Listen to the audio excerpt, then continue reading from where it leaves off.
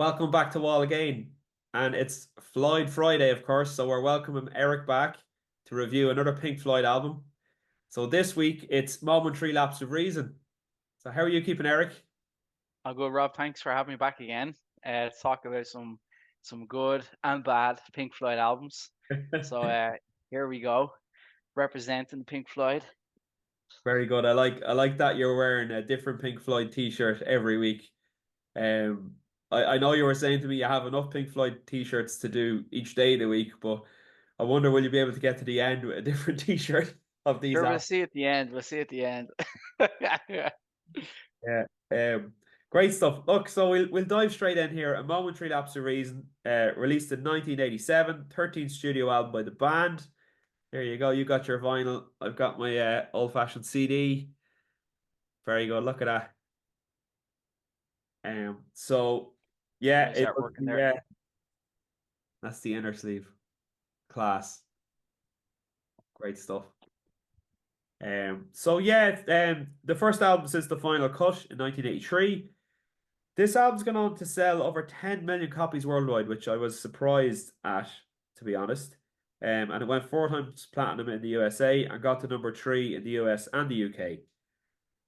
Again, another prog rock album released through EMI and produced by Bob Ezrin and Dave Gilmour and recorded at the Astoria and Britannia studios in the UK, clocking in at just over 51 minutes.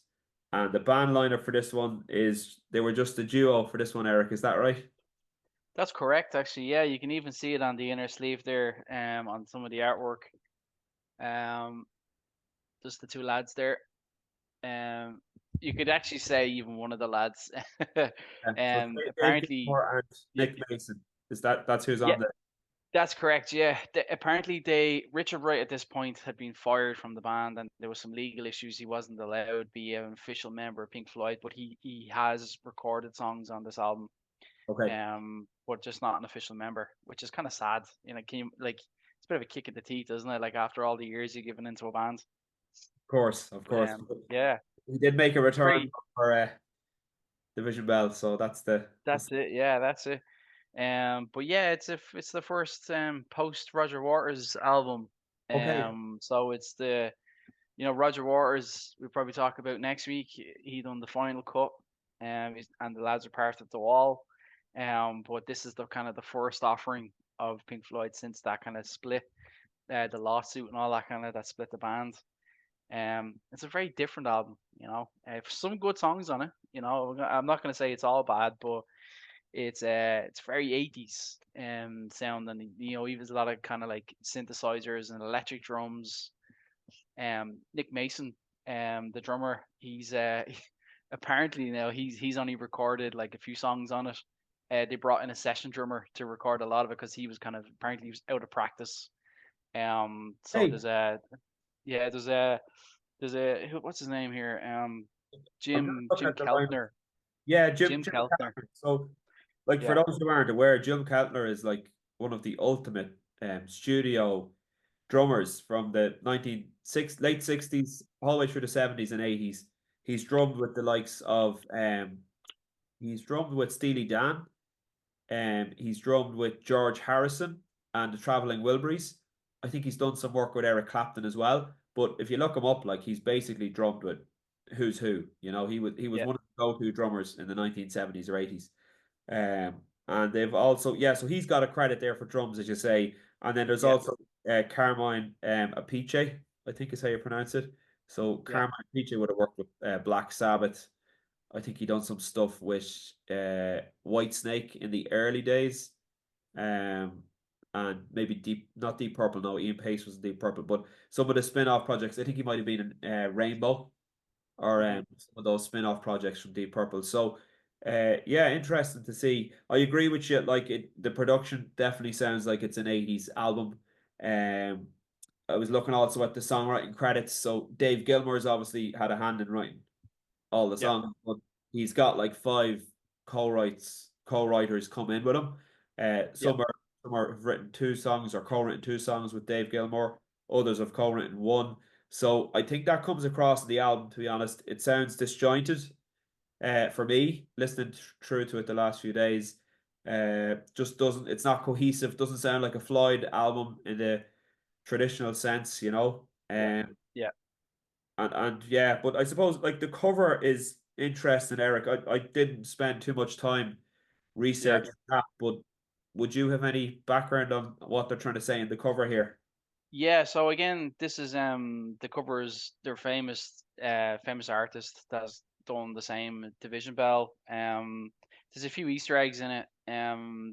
If you zoom in, so the song "Learning to Fly" is the single on this, and there's one of those gliders in there, which is actually featured in the music video.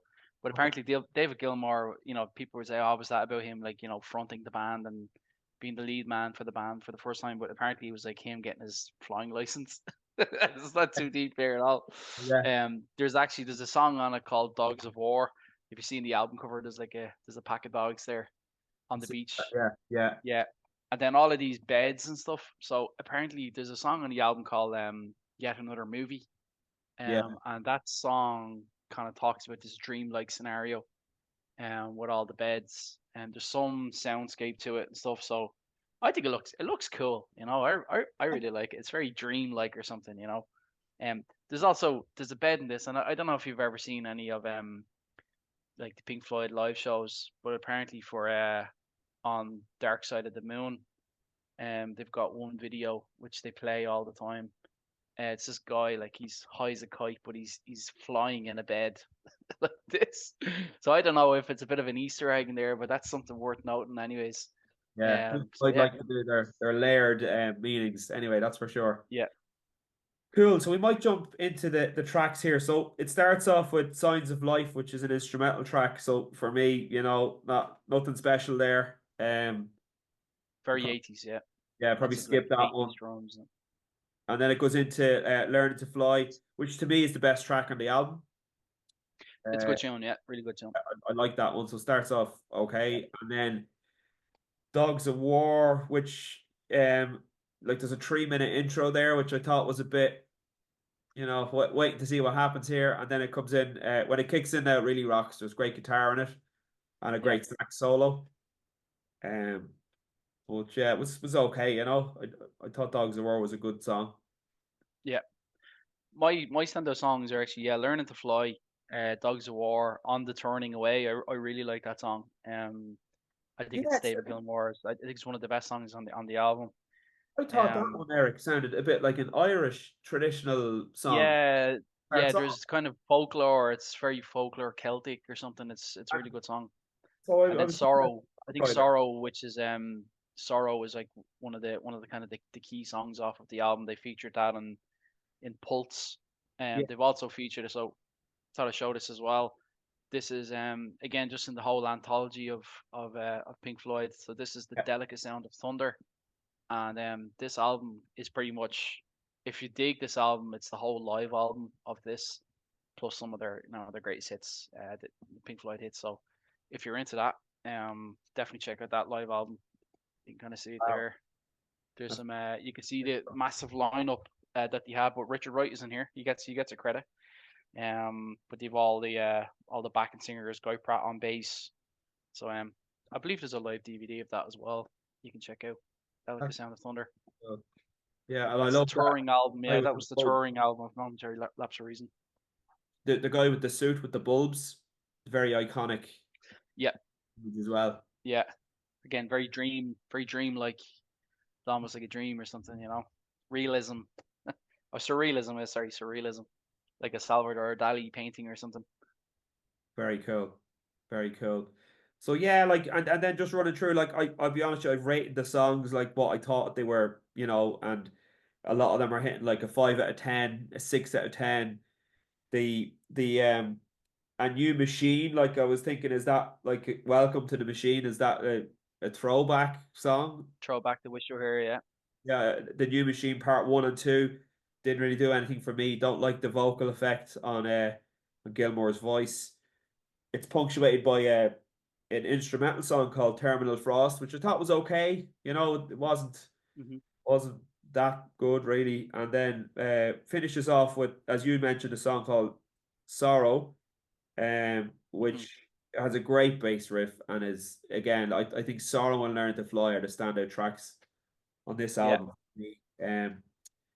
So yeah, I suppose overall, Eric, what would you rate this album? You've been a huge Pink Floyd fan, and where does yeah, this yeah. Again, rank in? so this rates, yeah, to me, it's not as good as Division Bell, not as good as Dark Side of the Moon, Wish You Were Here. But I definitely give it a good 7.5 out of 10. Okay, I think there's some good songs in there. Like I said, there's about 4 or 5 decent songs. Two or three of them which generally made it to, like, to the Pulse live show, and they're really good songs. But a lot of the album to me is filler. It kind of felt like a David Gilmour solo album, kind of been yeah, tacked on the band, kind of make it a Pink Floyd product.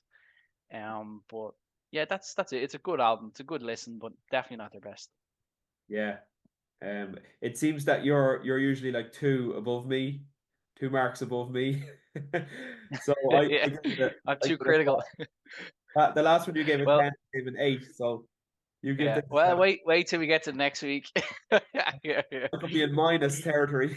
I'm less critical, although I love Roger Waters, I love The Wall, but Okay. a final cut is, we'll get to it. We'll get to it. Okay, yeah. Well, that's the fun part.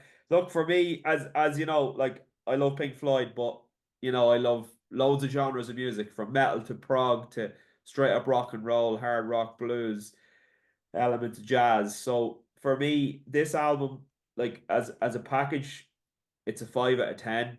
Um, like Yeah, it's definitely not one I'll be reaching for often.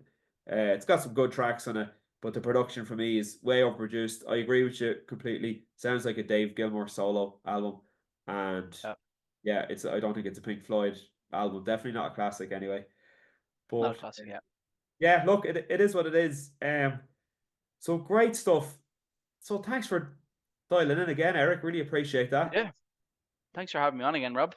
Yeah, Cheers, no man. problem at all. And if you guys are enjoying this Floyd Friday, be sure to check out the playlist I have set up on my page. Give us a comment below. What do you think of Momentary Lapse of Reason from 1987? Is it a classic, or is it as good as we say, or is it worse than we say? We'd love to hear your feedback. Subscribe to the channel, hit like, and if you enjoyed the video, be sure to check out some of the other videos I'll leave a link for. And we'll talk to you on the next one. Bye now. Bye, guys.